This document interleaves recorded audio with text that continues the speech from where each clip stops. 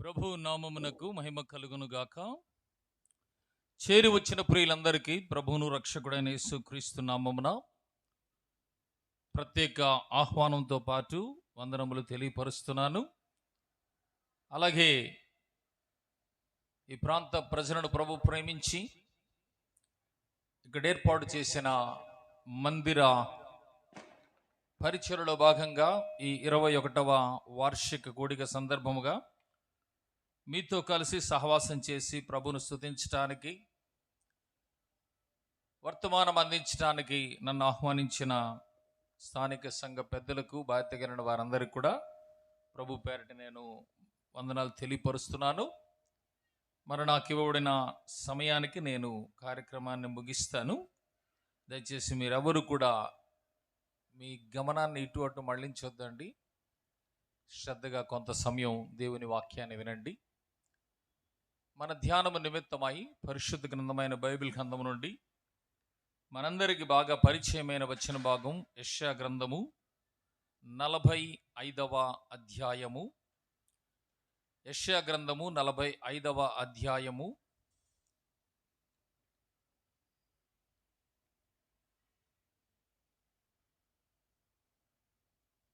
21, 22 వచనాలు అందరం కలిసి చదువుకుందాం. యెషయా గ్రంథము 45వ అధ్యాయము 21, 22 వచనాలు. నీ ప్రమాణ వాక్యములు నా సన్నిధిని తెలియచేయుడి, జనుడు కూడుకొని ఆలోచన చేసుకొందురుగాక. పూర్వకాలము మొదలుకొని ఆ కార్యములు తెలియజేసిన వాడెవడు? చాలా కాలము క్రిందట దానిని ప్రకటించిన వాడెవడు? యెహోవానగు నేనే కదా, నేను తప్ప వేరొక దేవుడు లేడు. నీతిపరుడను దేవుడను నేనే, రక్షించువాడను నేనే, నేను తప్ప మరి ఏ దేవుడు లేడు. 22వ వచనం. బూదిగంత నివాసులారా, నా వైపు చూచి రక్షణ పొందుడి, దేవుడను నేనే, మరి ఏ దేవుడు లేడు. మరొకసారి తలలు వంచండి. చిన్న ప్రార్థన సహాయం కోరుకొని వాక్య ధ్యానానికి వెళదాం. ప్రేమ కలిగిన ప్రియ పరలోకమందున్న మా తండ్రి, మహాపరిశుద్ధుడవైన మా దేవా, మీ ఘనమైన నామమును బట్టి మిమ్మును స్తుతిస్తూ ఈ ప్రాంత ప్రజలను మీరు ప్రేమించి మీ అనాది సంకల్పములో గత 21 సంవత్సరాల క్రితం ఇక్కడ ఏర్పాటు చేసిన జీవము గల దేవుని సంఘమును బట్టి, ఆ సంఘం కాయటానికి సేవకులను, పెద్దలను, పరిచారకులను ఇచ్చి నాటి నుండి నేటి వరకు దానిని కొనసాగిస్తున్న ఈ కార్యాలను తలపోసుకుంటూ తండ్రి, వార్షిక కూడికలు ఏర్పాటు చేసి మిమ్మల్ని స్తుతించటానికి, ఈ సత్యాన్ని ఇంకా ఈ ప్రాంత ప్రజలు, నేటి తరములో ఉన్నవారు తెలుసుకోవటానికి ఏర్పాటు చేయబడిన ఈ సువార్త కూడికలను బట్టి మిమ్మల్ని స్తుతిస్తూ, ఈ రాత్రి బహిరంగ కూడికలో ఇంతవరకు నీ నామ సంకీర్తనం చేయటానికి మీరు ఇచ్చిన స్వరవరములతో మిమ్మల్ని మహింపరచు భాగ్యం ఇచ్చారని నీకు స్తోత్రాలు. ఇంతటితో మేము తృప్తిపడి ఆగటం లేదు, ఇంకా కనిపెడుతున్నాం. ఈ సందర్భములో నిలిచి వర్తమానం అందిస్తున్నాను. బలహీనుడను, చిన్నవాడను, ఏ యోగ్యత లేని వాడను. అయితే మీ చిత్త ప్రకారం మీ ఏర్పాటులో మీరు ఏర్పాటు చేసుకుని ఈ దినం నీ సన్నిధిలో, నీ బిడ్డల పక్షములో, నీ సమక్షంలో నిలిచి నీ నామమున ఈ వర్తమానం అందించడానికి నడిపించినదలకై మిమ్మల్ని స్తుతిస్తూ, చదువుబడిన లేఖన భాగాలను మీరు ఆశీర్వదించండి. ఇక ముందు ధ్యానించబోయే లేఖన భాగాలను కూడా మీరు మాకు ఆశీర్వదించి అందించవలనని నీ నామానికి మహిమ, ఘనత, ప్రభావాలు కలిగించుకుంటూ యేసుక్రీస్తు అతి పరిశుద్ధమైన నామమున స్తోత్రములు చెల్లించి ప్రార్థించి దీనుడమై వేడుకుంటున్నాము తండ్రి, ఆమేన్. ప్రభునందు ప్రియులారా, రాత్రి చదువుకొన వచ్చిన భాగములో బూదిగంత నివాసులారా, నా వైపు చూచి రక్షణ పొందుడి. ఈ మాట దైవ గ్రంథములో వ్రాయబడింది. ఇది ఎవరో పలికిన మాట కాదు. యెషయా ప్రవక్త ద్వారా దేవాది దేవుడే బూదిగంత నివాసులకు ఈ వర్తమానాన్ని ప్రకటింపచేశాడు. మరి బూదిగంత నివాసులు ఎవరంటే మనం ఎరిగి ఉన్నాం. అనేక దేశాలు ఉన్నాయి, ఎందరో ప్రజలు, భాషలు, ఎన్నో వ్యత్యాసాలతో కూడిన ప్రజలు ఉన్నారు. దైవ గ్రంథంలో కీర్తనకారుని యొక్క అనుభవంలో ఆ మాట కూడా మనం చూద్దాం. 49వ కీర్తన మొదటి వచనంలోనికి రండి. 49వ కీర్తన మొదటి వచనములో ఎవరున్నారు అని ఒకసారి మనం ఆలోచించినట్టయితే, సర్వజనులారా గమనించండి, సర్వజనులారా ఆలకించుడి, సామాన్యులేమి సామంతులేమి, ధనికులేమి, దరిద్రులేమి, లోక నివాసులారా మీరందరూ ఏకముగా కూడి చెవియొగ్గుడి. కాబట్టి రాత్రి ప్రకటించబడుతున్న యొక్క మాటలు ఒక వ్యక్తికి, ఒక కుటుంబానికి, ఒక ప్రాంతానికి, ఒక దేశానికి, ఒక భాష ప్రజలకు కాదు,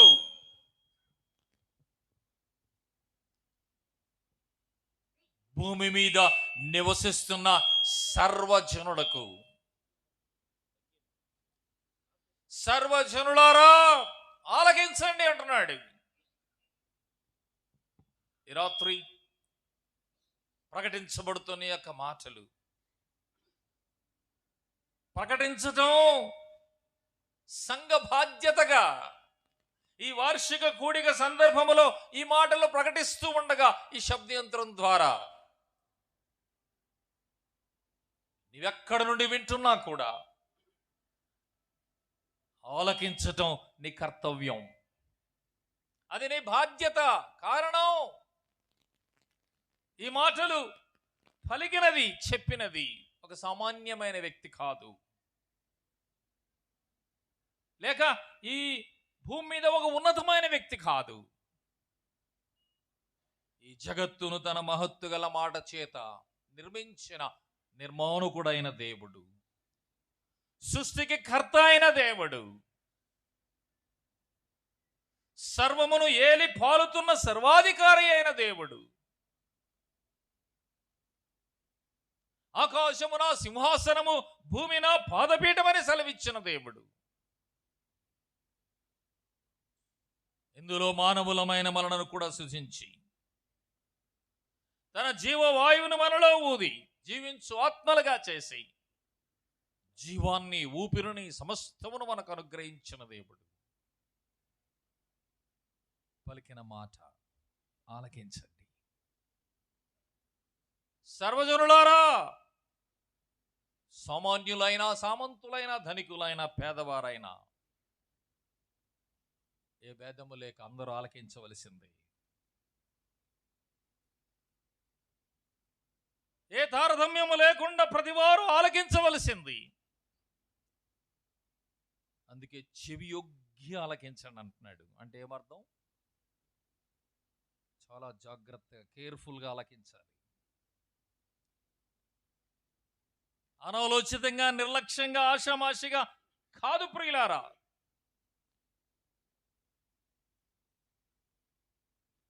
అందుకే ప్రక్కని గమనించండి, 50వ అధ్యాయం మొదటి వచనములో దేవాది దేవుడని యెహోవా ఆజ్ఞ ఇచ్చుచున్నాడు. ఇది ఏంటిది? ఇది ఆజ్ఞ. ఇది రిక్వెస్ట్ కాదు, దేవాది దేవుని యొక్క ఆజ్ఞ ఇది. ఆయన ఆజ్ఞ ఇచ్చుచున్నాడు. ఎవరికి? తూర్పు దిక్కునున్న ప్రజలు మొదలుకొని పడమటి వరకు. కాబట్టి తూర్పు నుండి పడమర వరకు, ఉత్తరము నుండి దక్షిణం వరకు భూ నివాసులందరూ, అనగా ఈ భూమి మీద నివాసము చేస్తున్న ప్రజలందరూ. మరి రాత్రి ఈ మాటలు పలికిన దేవుడు సెలవిచ్చిన సందేశం ఏంటనగా, భూదిగంత నివాసులారా ఏమంటున్నాడు ఆయన? నా వైపు చూచి ఏమన్నాడు? రక్షణ పొందుడి. కాబట్టి రాత్రి ఇక్కడ ఒక మందిరం ఏర్పాటు చేయటములో ఉన్న ఉద్దేశం ఏంటనగా, భూమి మీద నివసిస్తున్న సకల మానవ జాతి, సకల ప్రజలు ఆయన వైపు చూడాలి. నిన్ను రక్షించు నాథుడెవరో, ఆ రక్షకుని వైపు చూచి నీ మీద ఉన్న శిక్ష నుండి తప్పించబడాలని ఆ ఉద్దేశంతోనే దేవాది దేవుడు తన జీవము గల దేవుని సంఘములను, మందిరాలను, పరిచర్యలను ఏర్పాటు చేసి ఇలాంటి సందర్భాల ద్వారా ఈ మాటలు ప్రకటింపచేస్తూ ఉన్నాడు. ఇంకా ఎవరైనా ఆయన వైపు చూడటానికి ఇష్టపడకుండా ఉన్నవారు ఎవరైనా ఉంటే అది నీ ఇష్టం, నష్టపోయేది నీవే. నీవు నష్టపోయేదానికి ఇష్టం లేదు కనుక ఈ రాత్రి నీ ఆత్మీయ క్షేమము కోరి సంఘాన్ని ప్రేరేపించి, నిన్ను ప్రేమించి తన ఆత్మచేత ప్రేరేపించి ఈ మాటలు నీకు అందిస్తూ ఉండగా ఈ రాత్రైనా నీవు ఆయన వైపు చూడటం నీకు ఆశీర్వాదకరం. ఆయన వైపు చూచి ఏమంటున్నాడు ఇక్కడ? రక్షణ పొందుడి. రండి 59వ అధ్యాయం యెషయా గ్రంథం మొదటి 2 వచనాలలో వ్రాయబడిన మాట కూడా సహాయకరంగా చదువుకుందాం. 59వ అధ్యాయము యెషయా గ్రంథం. రక్షింపనేరక ఉండునట్లు యెహోవా హస్తము కురుచ కాలేదు, విననేరక ఉండునట్లు ఆయన చెవులు మందము కాలేదు. మీ దోషములు మీకును మీ దేవునికి అడ్డుగా వచ్చును. మీ పాపములు ఆయన ముఖమును మీకు మరుగుపరచెను. కాబట్టి రాత్రి వినండి ప్రియులారా, ఈ రాత్రి వినండి. నేడు దేవునికి మానవునికి మధ్య ఎడబాటునకు కారణం మానవుడు సృష్టికర్తైన దేవుని చూడలేకపోవటానికి కారణం రక్షకుని ఆశ్రయించలేక, ఆయన ఇచ్చే రక్షణ భాగ్యాన్ని పొందలేక, శిక్షలో ఉండి సృష్టికర్తైన దేవునికి మానవుడు దూరము కావటం ఆయనకి ఇష్టం లేదు కనుక, వాస్తవముగా ఆయన స్వభావం ఏంటో చూసినట్టయితే రక్షింపనేరక ఉండునట్లు ఆయన హస్తము కురచ కాలేదు, విననేరక ఉండునట్లు ఆయన చెవులు మందము కాలేదు. కానీ ఆయన హస్తము కురచ కాలేదు, కానీ ఆయన చెవులు మందం కాలేదు. కానీ నీవు నీ దృష్టిని ఆయన వైపు కేంద్రీకరించకుండా ఉండటానికి కారణం నీకు చూపు లేక కాదు, లేక ఆయన పిలుపుని వినలేక చెవిటివాడము కాదు. ఆ మాటలు అర్థం చేసుకోవటానికి అర్థం కాని మానసిక రోగివి కాదు. నీవు నిన్ను ఆటంకపరుస్తున్నది. నేడు మానవుడు సృష్టికర్తైన దేవుని వైపు చూడలేక, ఆయన ఇచ్చే రక్షణ భాగ్యాన్ని పొందలేకపోవటానికి కారణం ఏంటంట? ఏంటి? మీ దోషములు మీకును దేవునికిని అడ్డముగా వచ్చెను, మీ పాపములు ఆయన ముఖమును మీకు మరుగు చేశాను. కాబట్టి రాత్రి సృష్టికర్తైన దేవుని వైపు నీవు చూడలేకుండా, ఆయన ఇచ్చే ఆ రక్షణ భాగ్యాన్ని పొందలేకుండా, నీ మీద ఉన్న పాపము వలన వచ్చే జీతమైన మరణం, ఆ మరణము గుండా నరకానికి వెళ్ళే ఆ శిక్ష నుండి నీవు తప్పించుకోలేకపోవటానికి కారణం నీలో ఉన్న దోషము. మానవుని యొక్క జీవితములో ఉన్న పాపము. ఈ పాపాన్ని తొలగించి,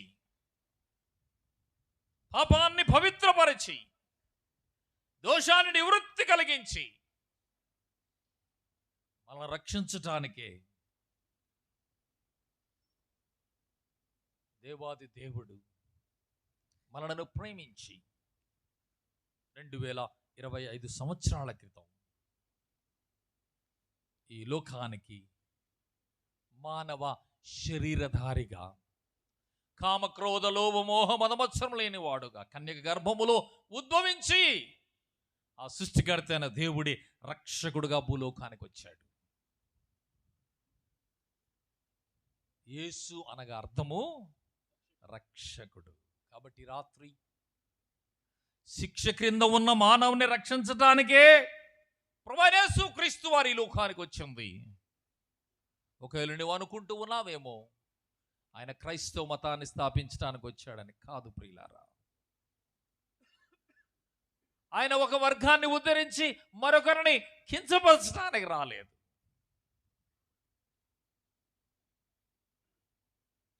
సర్వలోక మానవ పాప పరిహారం నిమిత్తమై పాపులను రక్షించడానికి క్రీస్తు యేసు లోకమునకు వచ్చిన వాక్యం ఇది నమ్మదగినదియు పూర్ణాంగీకారమునకు యోగ్యమైనదియునై ఉన్నది. కారణం ఏ భేదము లేదు. అందరూ పాపము చేసి దేవుడు అనుగ్రహించి మహిమను పొందలేకపోతున్నారు కనుక ఇట్టి మానవాళిని ప్రేమించిన దేవుడు మానవాళి రక్షణార్థమై భూలోకానికి అరుదించాడు. ఏ దేవుడైతే భూదిగంత నివాసులారా నా వైపు చూచి రక్షణ పొందుడి, నేనే దేవుడను, పైన ఆకాశం అందు కాని క్రింద భూమి అందు కాని భూమి కింద నీళ్ళ యందు కాని మరి ఏ నామం రక్షణ కలుగుదని పలికిన దేవుడు తన అనాది సంకల్పములో నేటి తరములో ఉన్న మానవులమైన మనలను ప్రేమించి ఆయనే మన కొరకు సశరీరుడుగా భూలోకానికి వచ్చాడు. ఆయనే ప్రభు అయిన యేసు క్రీస్తు. ఈ మాట కొందరికి వినటానికి బాధకరంగా ఉండవచ్చు. కారణం ఇది అన్యమతమని, నిమ్న జాతికి చెందిందని, పాశ్చాత్యమని.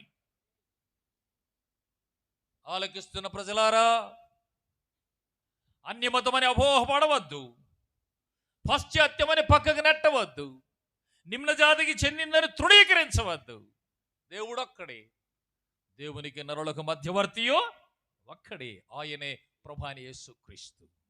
కాబట్టి రాత్రి ఆ ప్రభు పలికిన మాట, సృష్టికర్తన దేవుడు పలికిన మాట, భూదిగంత నివాసులారా నా వైపు చూడండి, రక్షించువాడును నేనే అన్నారు. ఇప్పుడు నా వయసు 68, 20వ సంవత్సరం. నేను 25/12/57 పుట్టాను. అర్థమైందా? 25/12 అంటే ఏమి?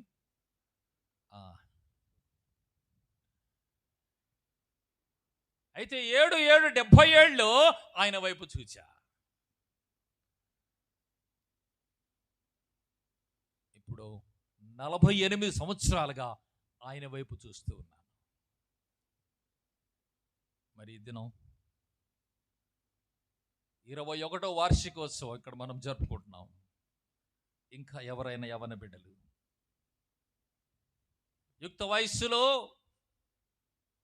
లోకం వైపు చూచి, లోకాస్తుల వైపు చూచి, ఈ దుష్ట లోకములో నశించి నరకానికి వెళ్ళే మార్గంలో ఉంటే ఈ రాత్రైనా ఆయన వైపు చూడటానికి మీ దృష్టి మళ్లించండి. కారణం లోకమును దాని ఆశలు గతించిపోతాయి. దైవ చిత్తాన్ని నెరవేర్చేవాడు మాత్రం నిరంతరం ఉంటాడు.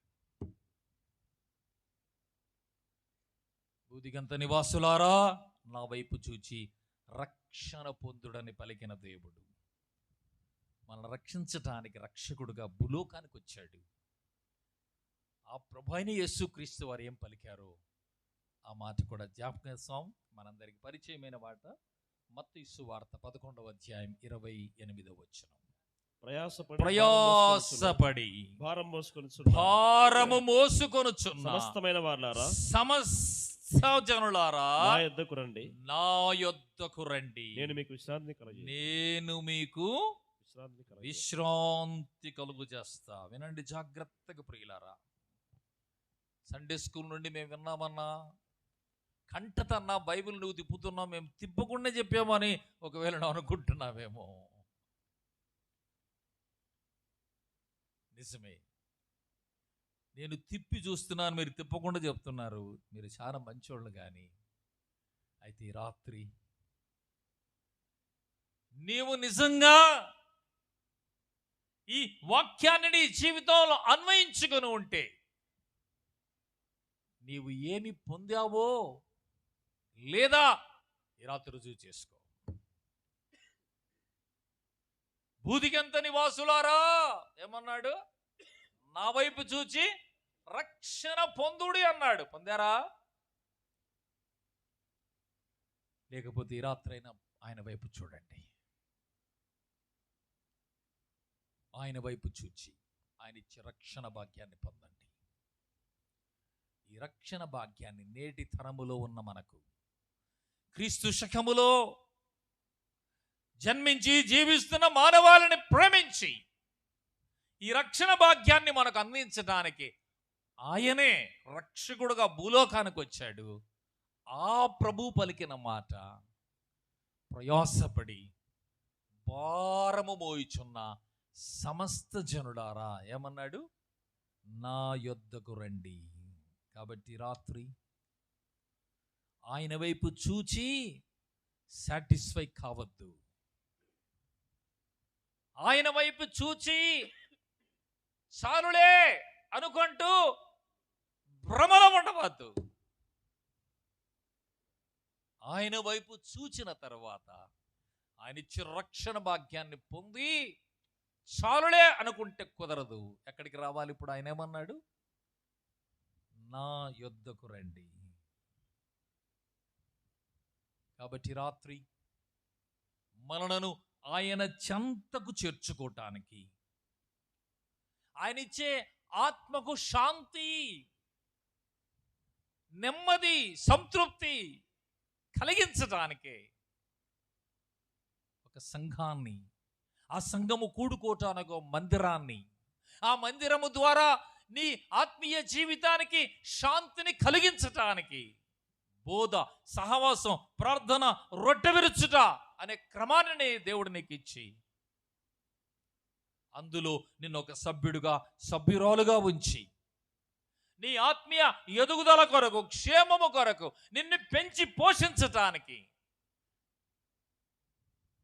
తన సంరక్షణుడు ఉండాలని దేవుడు ఆశించాడు. అందుకే ప్రభువైన యేసుక్రీస్తు వారి లోకానికి వచ్చాడు. సృష్టికర్త అయిన దేవుడే రక్షకుడుగా వచ్చి ఆ ప్రభు పలికిన మాట, రండి. ఎక్కడికి రమ్మన్నాడు? నా యొద్దకు రండి. కాబట్టి ఇంకా ఎవరైనా ఆయన వైపు చూస్తూ నీవున్న స్థలములోనే ఆగిపోయి ఉంటే, నీవున్న స్థితిలోనే అలాగే నిలిచి ఉంటే నీకు సంపూర్ణమైన క్షేమాన్ని నువ్వు పొందలేవు. ఆయన చెంతకు రావాలి. ఆయన చెంతకు వచ్చి నీ పాప భారాన్ని ఆయన మీద వేయాలి. ప్రయాసపడి భారము మోయిచున్న సమస్త జనులారా. నేడు చాలా మంది ఆయన వైపు చూస్తున్నారు, కానీ ఇంకా దూరముగానే ఉన్నారు. అందుకే నా యొద్దకు రండి అంటే అర్థమేమి? నీవింకా ఎక్కడో దూరంగా ఉన్నావు, భారముతో కుమిలిపోతూ ఉన్నావు, సమస్యల వలయములో చిక్కుకొని ఉన్నావు, నెమ్మది లేక, శాంతి సమాధానం లేక కొట్టుమిట్టాడుతూ ఉన్నావు, గురులేని, గమ్యము లేని జీవితాన్ని జీవిస్తూ ఉన్నావు. కనుక రాత్రి ప్రభు పిలుస్తూ ఉన్నాడు, నా వైపు చూచి రక్షణ పొందండి. రెండవదిగా ఆయన పలికిన మాట ఏంటి? నా యొద్దకు రండి, నా యొద్దకు వచ్చి ఏం పొందమన్నాడు? విశ్రాంతి పొందండి, ఆత్మకు శాంతి, ప్రాణానికి నెమ్మది, ఆత్మకు శాంతి. కాబట్టి రాత్రి ఆయన వైపు చూడటం ఎంతో అవసరం. ఆయన వైపు చూచి ఆయనకు దూరముగా ఉండకుండా ఆయన చెంతకు రావాలి. పాప భారాన్ని ఆయన మీద వేయాలి. నా కాడి సులువు, నా భారం తేలిక అన్నాడు. నా యొద్ద నేర్చుకోండి అన్నాడు. ఆయన ఇచ్చే విశ్రాంతిని పొందాలి అంటే మన పాప భారం అంతా ఆయన మీద వేయాలి. ఇలాగూ మనం ఆయన వైపు చూచి ఆయన చెంతకు వచ్చి ఆయన ఇచ్చే రక్షణ భాగ్యాన్ని పొందటం కొరకై ఆ దేవాది దేవుడే, మనలను ప్రేమించిన దేవుడే, మన కొరకు భూలోకానికి అరుదించిన దేవుడే, మనలో ఉన్న ఆ పాపాన్ని, దోషాన్ని పరిహరించట కొరకై కలువరి సెలవులో తన ప్రాణాన్ని పెట్టాడు, తన రక్తమును కార్చాడు, మరణమును రుచి చూచాడు, మరణాన్ని జయించి తిరిగి లేచాడు, పరమునకు ఆరోహణుడయ్యాడు, తిరిగి భూలోకానికి వస్తానన్నాడు, నమ్మిన వారిని పరమును చేరుస్తానన్నాడు. మరి నమ్మిన విశ్వాసులు, ఏర్పరచబడిన వారు, రక్షించబడిన వారు, నీతిమంతులుగా పరిశుద్ధులుగా చేయబడిన వారు, ఆయన వైపు చూచి ఆయన చెంతకు వచ్చి ఆయన ఇచ్చిన ఆత్మశాంతిని పొందిన వారు, ఆయన రాకడ కొరకు ఎదురు చూస్తూ జీవము గల దేవుని సంఘములో ఉండి ఆయన రాకడ కొరకు ఎదురు చూస్తూ ఉండాలని ఏ సంఘాన్ని ఆయన ప్రేమించి లోకానికి వచ్చాడు, ఆ సంఘమును పరమును చేర్చటానికి తిరిగి భూలోకానికి రాబోతున్నాడు. నేటి తరములో ఉన్న విశ్వాసులారా, ఆయన వైపు చూచాం, ఆయన చెంతకు వచ్చాం, అంతటితో తృప్తి పడవద్దండి. ఇంకా ఇంకా మన జీవితం కొనసాగుతూ ఉంది. ఈ లోకంలో బ్రతికి బట్ట కడుతూ ఉన్నాం. ఆత్మీయ జీవితంలో ఎలాగున్నామో పరీక్షించుకుంటూ ముందుకు సాగటం అవసరం కనుక ఇప్పుడు రండి, యోహాను సువార్త 5వ అధ్యాయం 24వ వచనం. యోహాను సువార్త 5వ అధ్యాయం 24వ వచనములో, నా మాట విని నన్ను పంపిన వాని యందు విశ్వాసముంచువాడు, వినండి, నిత్య జీవం గలవాడై ఉన్నాడు. ఒకటి, ప్రయాసపడి భారం మోయుచున్న సమస్యనులారా నా యొద్దకు రండి అన్నాడు. బూదిగంత నివాసులారా నా వైపు చూడండి అన్నాడు. ఆయన వైపు చూచాం, ఆయన చెంతకు వచ్చాం. ఆయన వైపు చూస్తే రక్షణ, ఆయన చెంతకు వస్తే ఏముంది? విశ్రాంతి దొరుకుతుంది.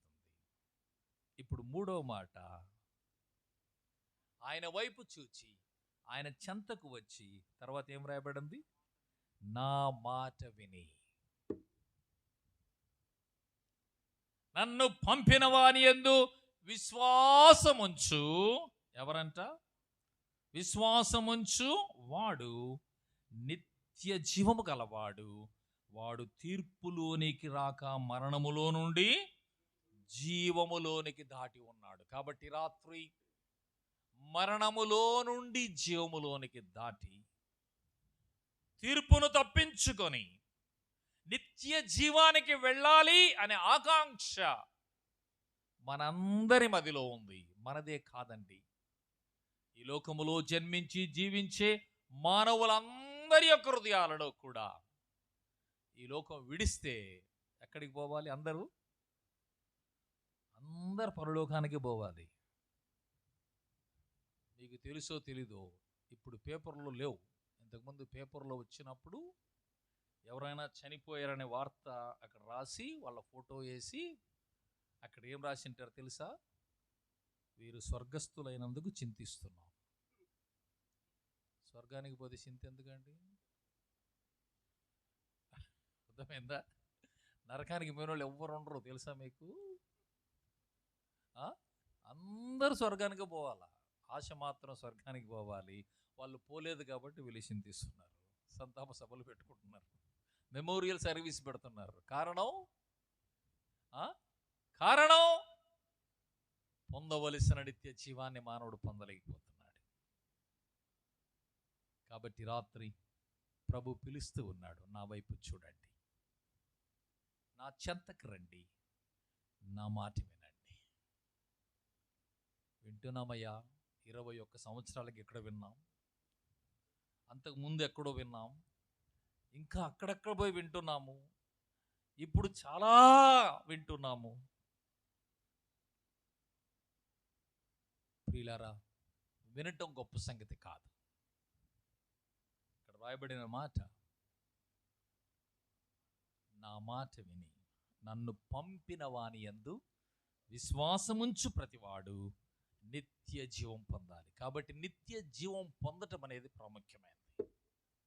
ఆ నిత్య జీవాన్ని పొందాలి అంటే ఆయన వైపు చూచి, ఆయన చెంతకు వచ్చి, ఆయన మాటలు ఆలకిస్తున్న నీవు అంగీకరించకపోతే, ఆయన నీ వ్యక్తిగత జీవితంలో రక్షకుడుగా, ప్రభువుగా స్వీకరించకపోతే, మరొకటి కనిపెట్టుకొని ఉంది. ఏంటది?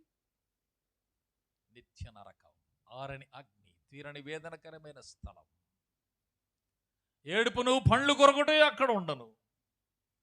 ఏ ఒక్కరు నశించి నరకానికి వెళ్ళటం ఆయనకి ఇష్టం లేదు కనుక అందరూ అంతటా మారు మనస్సు పొంది, దేవుడు అనుగ్రహించే రక్షణ నిశ్చేతను పొంది, మనమందరం పరలోక రాజ్య వారసులు కావాలన్న ఆకాంక్ష మన సృష్టికర్త అయిన దేవునిది. దాన్ని నెరవేర్చడానికి ప్రభువైన యేసు క్రీస్తు వారి లోకానికి వచ్చి తన పనిని ముగించి ఆయన వెళ్ళిపోయాడు. వెళ్ళిపోతూ ఆ బాధ్యతను సంఘానికి దేవుడు అప్పగించాడు. ఆ సంఘం ద్వారా తన పనిని ఆయన జరిపిస్తూ ఉండగా, దానిలో భాగంగానే ఈ రాత్రి ఈ మాటలు నీకు వినిపింప చేస్తూ ఉండగా, ఈ రాత్రైనా ఇంకా స్థానిక సంఘములో ఉన్న బిడ్డలు ఎవరైనా కానీ, ఈ సందర్భముగా చేరి వచ్చిన వారిలో ఎవరైనా కానీ, లేక ఈ శబ్దం ద్వారా ఈ ప్రాంతములో ఈ మాటలు ఆలకిస్తున్న వారిలో ఎవరైనా కానీ, ఇంకా ఆయన వైపు చూడకుండా, ఆయన చెంతకు రాకుండా, ఆయన మాటలు విని ఆయన విశ్వాసం ఉంచకుండా ఉంటే, ఈ రాత్రైనా మరొకసారి ఆయన వైపు చూడండి. కలువరి సెలవులో నీ కొరకు ప్రాణం పెట్టిన దేవుడు,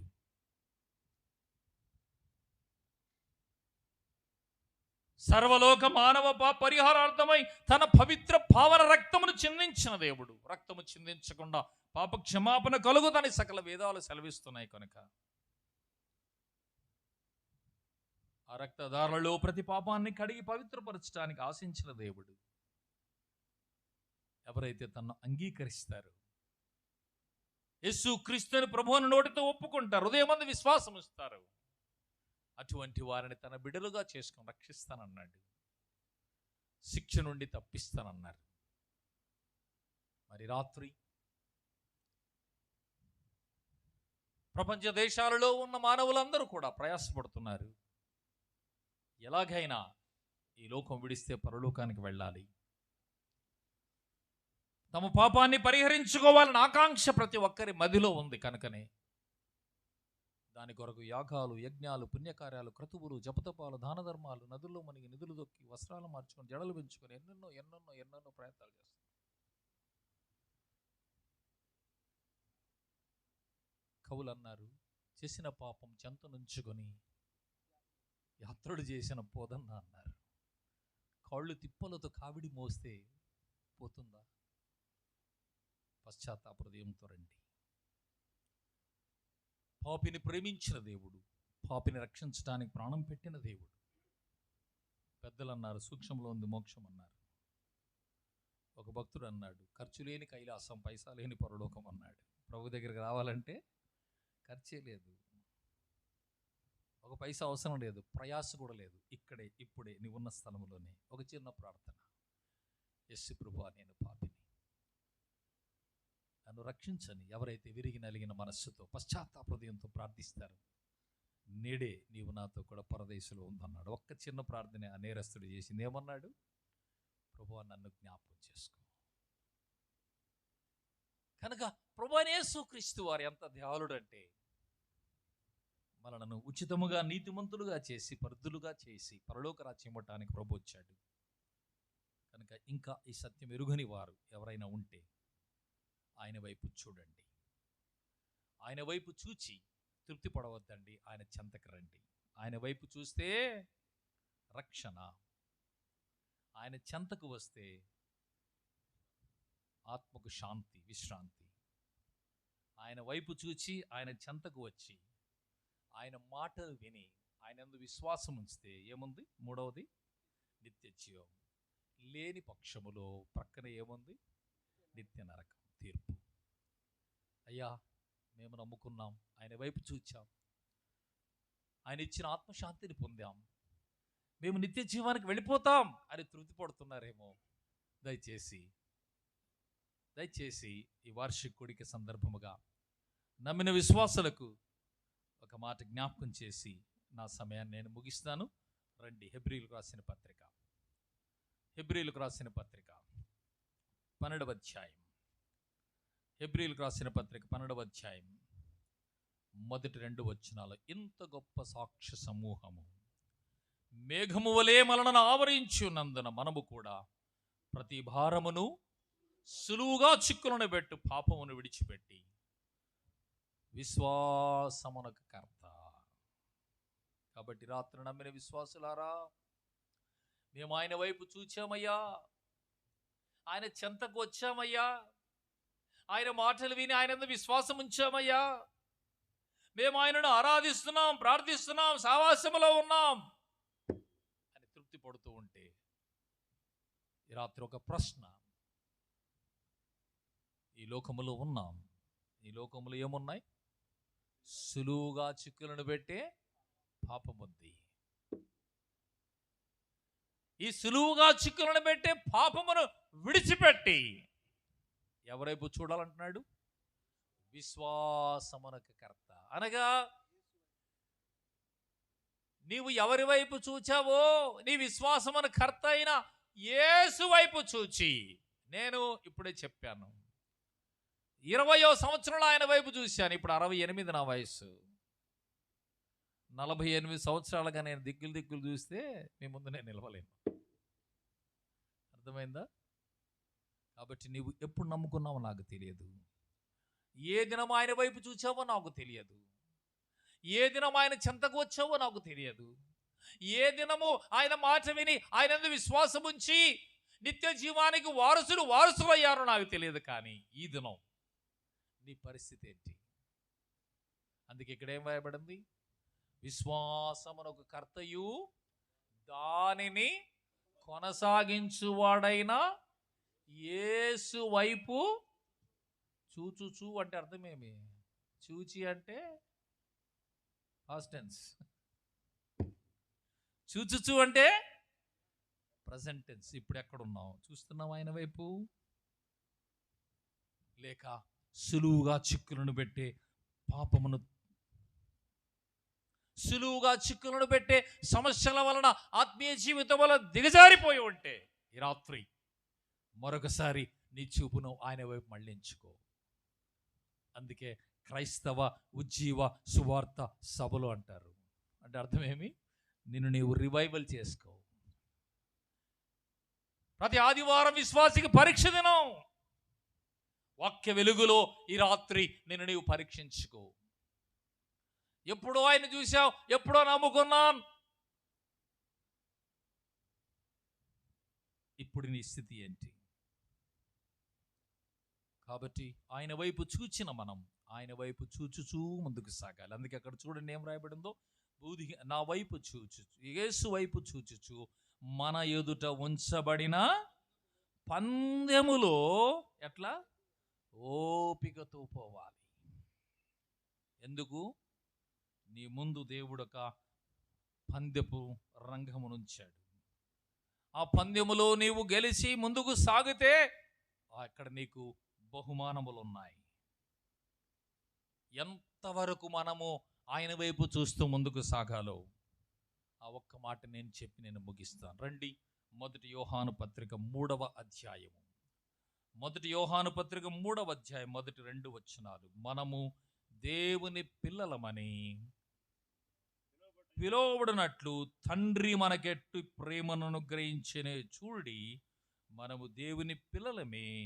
ఈ హేతువు చేత లోకం మనలను ఎరుగదు, ఏలయనగా అది ఆయనను ఎరగలేదు. ప్రియులారా, ఇప్పుడు మనము దేవుని పిల్లలమై ఉన్నాము. మనమిక మీదట ఏమవుదుమో అది ప్రత్యక్షపరచబడలేదు, కానీ ఆయన ప్రత్యక్షమైనప్పుడు. ఎవరాయనా? బూదిగంత నివాసులారా, నా వైపు చూచి రక్షణ పొందుడని పలికిన ప్రభు దేవుడు. ప్రయాసపడి భారం మోయుచున్న సమస్యనులారా, నా యొద్దకు రండి, నేను మీకు విశ్రాంతి కలుగజేతునని పలికిన దేవుడు. నా యొద్దకు వచ్చి నా మాటలు విని నా యందు విశ్వాసం ఉంచితే నిత్య జీవం అనుగ్రహిస్తానని సెలవిచ్చిన దేవుడు. తన పనిని పరిచర్యలు ముగించి ఆయన వెళ్ళిపోయాడు. ఆయన తిరిగి భూలోకానికి రాబోతున్నాడు. అనగా ఆయన వచ్చేంత వరకు, లేదా నీవు సచ్చేంత వరకు. అర్థమైందా? బూదిగంత నివాసులారా, నా వైపు చూడమన్నాడు. విశ్వాసకర్తయు దాన్ని కొనసాగించు యేసు వైపు చూచుచు అన్నాడు. ఎంతవరకు అంటే ఎంతవరకు? ఆయన వచ్చేంత వరకు, లేదా నీవు నేను సచ్చేంత వరకు. అలా ఉంటే ఏం జరుగుతుంది అక్కడ గమనించండి. ఆయన ప్రత్యక్షమైనప్పుడు ఆయన్ను ఉన్నట్టుగానే చూస్తాం. అంటే అర్థమైందా? ఇప్పుడు ఛాయారూపంలో చూస్తున్నాం మనము. ఆయన ప్రత్యక్షత వరకు. ఒకవేళ అప్పటికి మనము సజీవులుగా ఉంటే ఆయనను ఎదుర్కొంటాం, లేక క్రీస్తు నందుండి మృతి నొందితే వారు మొదట లేస్తారు. ఆర్భాటముతో, దేవుని బూరతో, ప్రధాన దూత శబ్దముతో ఆయన పరలోకం నుండి దిగి రాబోతున్నాడు. క్రీస్తు నందుండి మృతులైన వారు మొదట లేస్తారు. ఆ మీదట సజీవమై నిలిచి ఉన్న మనం కూడా వెళతాం. కాబట్టి ఆయన వైపు చూచుచు ఆయనను చూచేంత వరకు మన దృష్టి ఆయన వైపు ఉండాలి. అంతేనా? ఆ తర్వాత ఏం జరుగుతుందో ఆ మాట ఒక్కసారి ఆలోచించండి. అప్పుడు మీ జీవితాలు నిజంగా ఇక ఆయన వైపే చూస్తూ, ఆయన రాకడ వరకు ఈ లోకములో ఎదురు చూచి కన్యకల వలె సిద్ధపడి, పెళ్లి కుమారుని ఎదుర్కోవటానికి బుద్ధిగా కలిగిన కన్యకల వలె సిద్ధపడటానికి ఆ ఒక్క పదం మనకు చాలు. అదేంటో చివరికి ఏం రాయబడింది గమనించండి. కనుక ఆయన ప్రత్యక్షమైనప్పుడు ఆయనను ఉన్నట్లుగానే చూతుము గనుక ఏమంట? ఆయనను పోలి ఉందుము. అంటే ఇప్పుడు అర్థమైందా? మన సారూప్యం అనేది ఆయన పోలికలోనికి మార్చబడుతుంది. గొంగలి పురుగు ఏమవుతుందంట? సీతాకోక చిలక అవుతుందంట. కనుక గొంగలి పురుగుగా ఉన్నప్పుడు దాన్ని చూడటానికి, పట్టుకోవటానికి, దాన్ని ముట్టుకోవటానికి, దాంతో ఆడుకోవటానికి ఎవరు ఇష్టపడరు. కానీ అదే పరివర్తన చెంది తన పీపాదశను విడిచిపెట్టి అది సీతాకోక చిలకగా మారినప్పుడు దానిని చూచి ఆనందిస్తాం. ఈ దినం మనను మనము చూసుకున్నప్పుడు మన స్వరూపం ఒకవేళ మనకు అయిష్టంగా ఉందేమో, కానీ ఒకానొక దినం రాబోతుంది. ఎవరైతే ఆయన వైపు చూచారు, ఎవరైతే ఆయన వైపు చూస్తూ ఉన్నారు, ఎవరైతే ఆయనను చూస్తామని నిరీక్షణతో ఎదురు చూస్తున్నారో వారికి దేవుడిచ్చే ఆధిక్యత ఏంటనగా ఆయన పోలికలోనికి మనం మార్చబడతాం. ఇంతకంటే గొప్ప ధన్యత ఆకాశం క్రింద భూమి మీద మరొకటి ఉందా అంటే లేదు.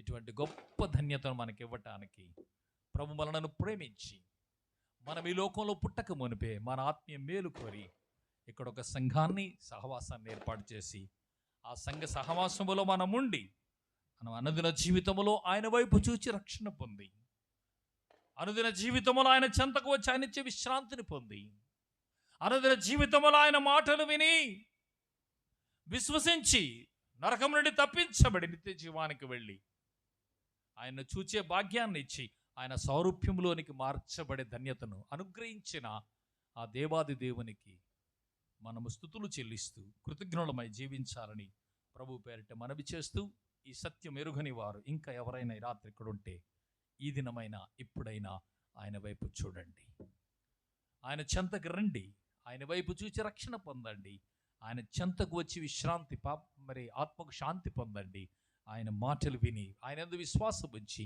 నిత్య జీవానికి వారసులు కావాలని ప్రేమతో మనవి చేస్తూ ఈ వర్తమానాన్ని దేవుడు మనందరి ఆత్మీయ మేలు కొరకై ఆశీర్వదించునుగాక.